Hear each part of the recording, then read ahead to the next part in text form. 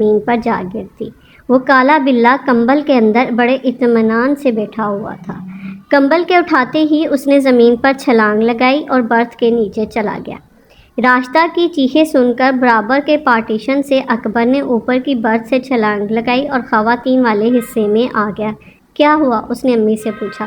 جانے کہاں سے کمبخت ایک بلّا آ گیا ہے، ابھی ٹوائلٹ میں تھا، وہاں سے بھگایا تو ہمارے کمبل میں گھس کر بیٹھ گیا، امی نے بتایا۔ اب کمبل سے نکل کر برتھ کے نیچے جا گھسا ہے۔ جن کی خبر نے پہلے ہی خواتین میں دہشت پھیلائی ہوئی تھی۔ ساری خواتین اپنے اپنے کونوں میں بیٹھی یا لیٹی تھیں۔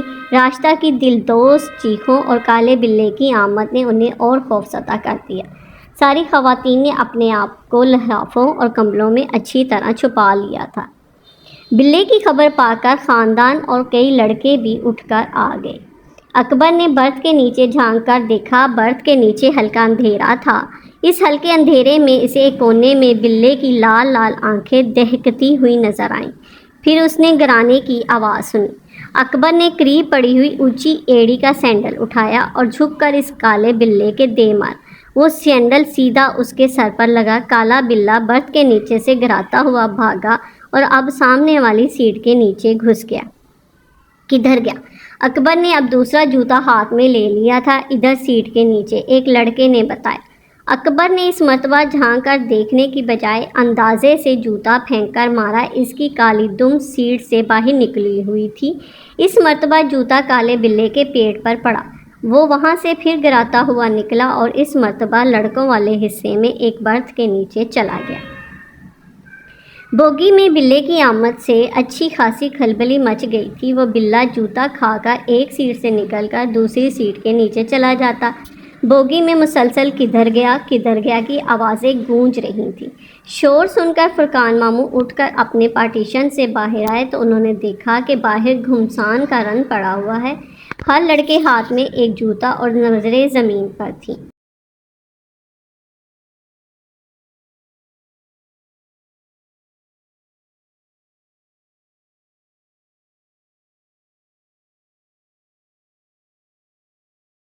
بھئی ماموں، فرقان نے پوچھا۔ ایک بلے نے پریشان کر رکھا ہے ماموں، اکبر نے کہا۔ ادھر سے مارتے ہیں تو ادھر گھس جاتا ہے، وہاں سے بھگاتے ہیں تو ادھر آ جاتا ہے۔ مارو نہیں اسے ماموں، فرقان نے ہدایت کی۔ اسے ایسے ہی گھیر کر باہر نکال دو۔ پھر انہیں خیال آیا کہ ڈبے کے تمام دروازے بند ہیں، گاڑی چل رہی ہے، ایسے میں سے باہر نکالنا ممکن نہ تھا۔ پھر وہ کچھ سوچ کر بولے، ایسا کرو ٹوائلٹ کا دروازہ کھول دو اور اسے اس میں بند کر کے باہر سے دروازہ بند کر دو۔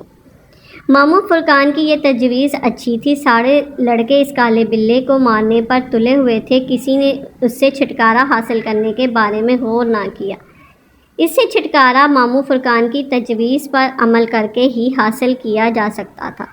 تب اکبر نے اپنے خاندان کے لڑکوں اور دوستوں کو اس طرح کھڑا کیا کہ بلّا سیٹ کے نیچے سے نکلے تو اس کا رخ ٹوائلٹ کی طرف ہو جائے۔ کچھ دیر کی محنت کے بعد اکبر اپنے ساتھیوں کی مدد سے اس کالے بلے کو ٹوائلٹ میں گھسانے میں کامیاب ہو گیا۔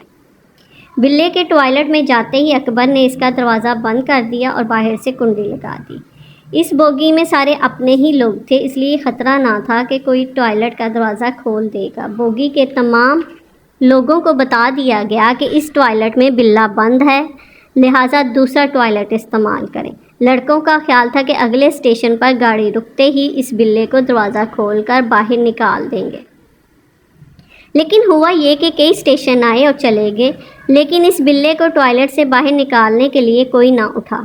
اصل میں بات یہ تھی کہ رات اپنی بکھری زلفوں کو سمیٹ رہی تھی، صبح ہونے کو تھی۔ رات بھر براتیوں نے ادھم مچایا، اب سب نیند کی لپیٹ میں تھے اور لحافوں اور کمبلوں میں دب کے نیند کے مزے لے رہے تھے۔ صبح کے وقت گاڑی کسی اسٹیشن پر رکی۔ راشتہ کی امی کی آنکھ کھلی تو انہوں نے راشتہ کو اٹھایا، پھر ایک ایک کر کے سارے باراتی جاگ گئے۔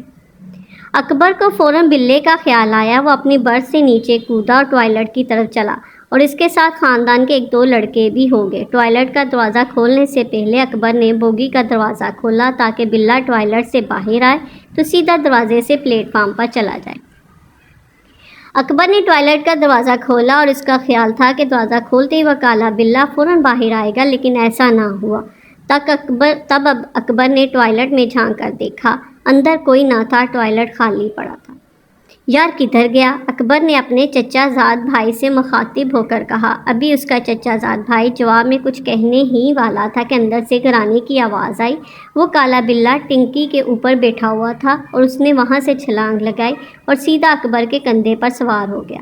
اس کالے بلے میں اتنا وزن تھا کہ اکبر کھڑا نہ رہ سکا اور وہ فوراً فرش پر بیٹھ گیا۔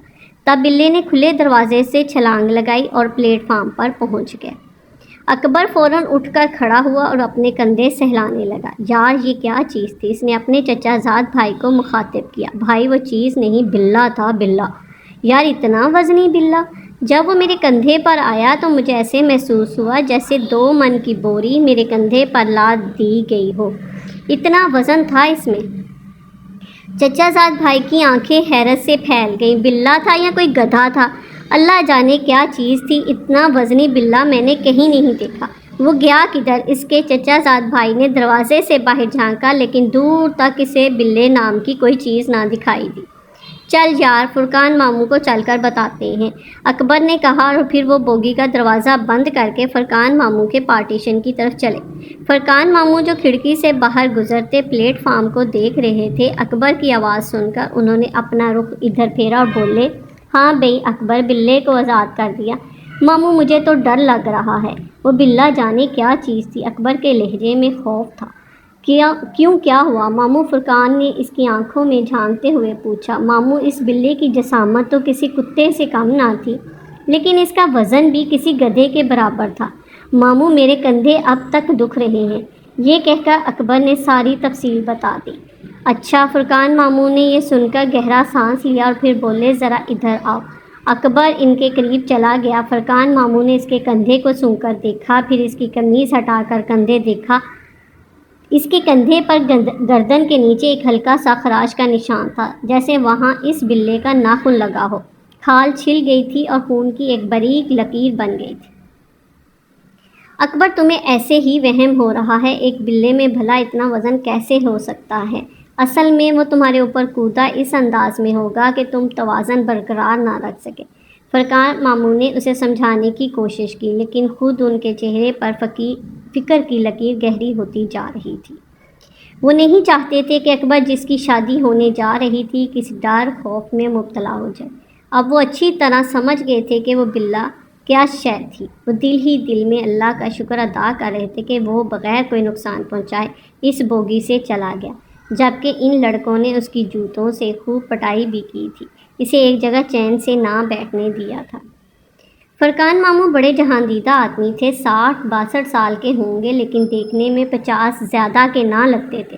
کثرتی بدن کے مالک تھے، خوب چاق و چوبند تھے۔ وہ مشکل سے ہی بیمار ہوتے تھے، بیمار ہوتے تو کبھی ڈاکٹر حکیم کے پاس نہ جاتے، ٹونے ٹوٹکوں سے اپنا علاج خود ہی کر لیتے۔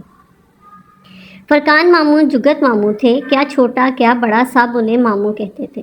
چھوٹے بچے تو خیر انہیں کہتے ہی ماموں تھے، لیکن مزے کی بات یہ تھی کہ ان بچوں کے دادا بھی انہیں ماموں کہہ کر پکارتے تھے۔ فرقان ماموں مست ملنگ آدمی تھے، اپنے سے بڑوں کے ماموں کہنے پر بھی کبھی ناراض نہ ہوتے۔ وہ روزے نماز کے پابند تھے، کچھ عملیات سے بھی واقف تھے، جھاڑ پھونک بھی کر لیا کرتے تھے، لیکن یہ عملیات، یہ جھاڑ پھونک صرف خاندان تک محدود تھی۔ کراچی کی ایک پر رونق مارکیٹ میں ان کی کپڑے کی ایک دکان تھی، علی گڑھ میں ان کا تالوں کا کارخانہ تھا۔ پاکستان آنے کے بعد انہوں نے یہاں بھی تالے بنانے کی کوشش کی، لیکن کاریگروں کی عدم دستیابی کی بنا پر انہوں نے اپنا کارخانہ بند کر دیا اور کپڑے کی دکان کھول لی۔ کل کی وہی دکان جو شروع میں ایک چھوٹی سی دکان پر مشتمل تھی، اب 4 دکانوں تک وسعت اختیار کر گئی تھی۔ نیک نیت آدمی تھے، اس لیے پرسکون اور خوشحال زندگی گزار رہے تھے۔ ہر شخص کے دکھ سکھ میں کام آنا ان کی زندگی کا نصب العین تھا۔ خاندان کی کوئی تقریب ان کے بغیر پھیکی رہتی تھی۔